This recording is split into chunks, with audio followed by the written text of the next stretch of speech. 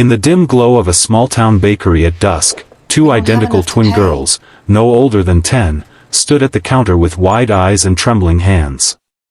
Their tattered dresses hung loosely on their thin frames, and their bare feet shuffled nervously on the cold tile floor. "Please, ma'am," one whispered, her voice barely audible over the hum of the oven, "can we take this loaf and pay tomorrow? Mama's sick, and we haven't eaten since yesterday." The baker's face hardened, her lips pressing into a thin line as she shook her head. But just beyond the doorway, hidden in the shadows, a millionaire in a tailored coat paused, his coffee cup midway to his lips. What he did next would shatter expectations and change lives forever. Stick around for this heart-wrenching tale of desperation, kindness, and unbreakable bonds. It's a story that will tug at your heartstrings and remind you of the power of compassion. If it moves you, smash that like button and subscribe for more inspiring stories that prove one act can rewrite destinies. Your support keeps these tales alive. Lily and Rose Harper were inseparable, mirror images of each other with curly auburn hair that fell in wild tangles down their backs and freckles dotting their noses like stars on a summer night. Born into a world that seemed determined to break them, the twins had known hardship from the cradle. Their father, a hard-working miner named Jack, had perished in a cave-in 3 years earlier, leaving their mother, Emily, to scrape by on odd jobs in the sleepy town of Willow Creek. Emily sewed dresses for the wealthier families, washed linens at the local inn, and sometimes begged for scraps when the work dried up. But lately, illness had confined her to their ramshackle cottage on the outskirts of town, a drafty one-room shack with a leaking roof and walls thin as paper. The twins, at just 10 years old, had become the family's lifeline, running errands and pleading for mercy from shopkeepers who knew their story all too well. That fateful evening, the air was thick with the scent of fresh-baked bread, a cruel temptation for the hungry girls. Lily, the bolder of the two, clutched Rose's hand tightly as they entered Baker's Delight, the only bakery in town. The bell above the door jingled like a mocking laugh. Mrs. Hargrove, the baker, was a stern woman in her 50s, with graying hair pulled into a tight bun and flour-dusted apron straining against her ample frame. She eyed the girls warily. This wasn't the first time they'd come begging. "Girls, I can't keep giving credit," she said, her voice laced with regret but firm. "Times are tough for everyone. Pay now or no bread." Rose's lower lip quivered, her green eyes filling with tears. "But Mama, she needs something warm. Please, just this once." Lily nodded vigorously, her own eyes pleading. The twins had spent the day collecting wild berries by the river, but it wasn't enough. Their stomachs growled in unison, a painful reminder of the empty pantry back home. Unbeknownst to them, Marcus Hale stood just outside, his luxury sedan parked discreetly down the street. At 45, Marcus was a self-made millionaire, founder of Hale Industries, a tech firm that revolutionized supply chain software. He'd grown up in Willow Creek himself, son of a single mother who worked double shifts at the mill. But success had taken him to the city, where penthouses and boardrooms replaced the humble streets of his youth. He was back in town for a quiet visit to his mother's grave, stopping at the bakery for a nostalgic treat. Overhearing the exchange, something stirred in him, a memory of his own childhood hunger, of begging for leftovers. But what he decided to do wasn't just pay for the bread. It was unthinkable, a gesture that would ripple through their lives like a stone in a pond. Marcus stepped inside, his polished shoes clicking on the floor. He was tall, with salt and pepper hair neatly combed, a sharp jawline, and piercing blue eyes that missed nothing. Dressed in a charcoal suit and overcoat, he looked out of place among the rustic shelves of pastries and loaves.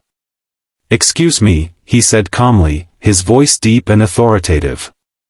Mrs. Hargrove turned, her expression shifting from annoyance to surprise. "I'll cover the bread. And add a dozen rolls, some cheese, and milk.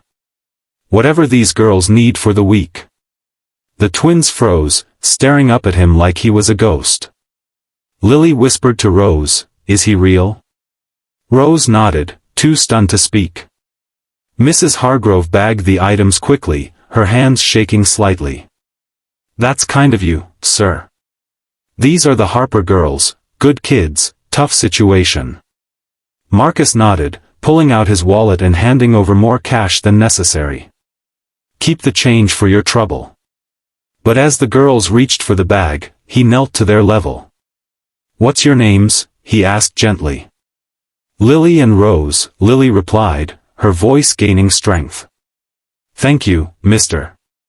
Marcus smiled faintly. "Where's your mama?" "I'll walk you home." The unthinkable had begun, not just a handout, but a commitment. He couldn't explain it, but seeing their faces, so innocent yet burdened, ignited a fire in him. As they walked the dirt path to the cottage, the twins chattered nervously about school, their favorite games, and how they dreamed of becoming doctors to help people like their mom. Marcus listened, his heart aching with each detail. Emily Harper lay on a worn cot, her face pale and gaunt, her once vibrant auburn hair now dull and matted. At 32, she looked twice her age, ravaged by a persistent cough that the town doctor dismissed as just fatigue. When the door creaked open and the girls burst in with the bounty, followed by a stranger, Emily sat up weakly. "Who?" she began, her voice raspy. "Mama, this man bought us food," Rose exclaimed, setting the bag down. Lily beamed, "He's nice." Marcus introduced himself, explaining the encounter. Emily's eyes narrowed with suspicion. Strangers didn't just help in Willow Creek without wanting something. But as he spoke of his own past, of losing his father young and building a life from nothing, her guard lowered. "Thank you," she whispered, tears streaming. "We don't have much to repay you." "You don't need to," Marcus said. "But if you'll allow it, I'd like to help more. Let's get you to a real doctor." That night, he arranged for Emily to see a specialist in the city, covering the costs anonymously at first. The diagnosis was pneumonia, treatable but neglected. With proper medicine and rest, Emily began to recover, her strength returning like spring after a harsh winter. But challenges loomed. The townsfolk whispered, why was the rich outsider meddling? Jealousy brewed among neighbors who struggled too. The twins faced bullying at school. Kids called them charity cases, mocking their new clothes Marcus had delivered. Lily, fiery and protective, got into a fight defending Rose, earning a suspension. "Why do they hate us?" Rose sobbed one evening, curled up with her sister. "Because they're hurting too," Emily explained, hugging them close. But kindness isn't weakness. Marcus, visiting weekly, became a mentor. He taught the girls about business, reading them stories of inventors and dreamers. "You two have something special," he'd say. "Twins like you, unbreakable team." As months passed, the plot thickened. Marcus discovered the mine accident that killed Jack wasn't an accident, shoddy equipment from a cost-cutting company. Digging deeper, he uncovered corruption in the local mining firm, owned by a rival businessman who'd cut corners for profit. This hit close. Marcus's company supplied software to similar industries. Guilt gnawed at him. Had his tech enabled such negligence? Confronting the owner, Victor Lang, a greedy man in his 60s with a balding head and perpetual scowl, Marcus threatened exposure. "Fix it, or I'll buy you out," he warned. Victor laughed. "You think you can play hero? Those Harpers are nobodies." But Marcus did the unthinkable again. He invested in the mine, implementing safety reforms, creating jobs, and ensuring widows like Emily received compensation. The town transformed, families thrived, resentment faded. For the twins, personal trials arose. Rose developed a stutter from anxiety, while Lily battled self-doubt, fearing they'd always be poor girls. Marcus enrolled them in therapy, sharing his own vulnerabilities. "I was scared too," he admitted during a picnic by the river. But look where it led. Resolution came in waves. Emily, fully recovered, started a sewing business with Marcus's startup loan, employing other struggling women. The twins excelled in school, their dreams ignited. Victor's company folded under scrutiny, justice served. Years later, at 18, Lily and Rose stood on a university stage, scholarships in hand, studying medicine. Marcus, now a surrogate father, beamed from the audience. "You did this," Emily told him tearfully. "The unthinkable?"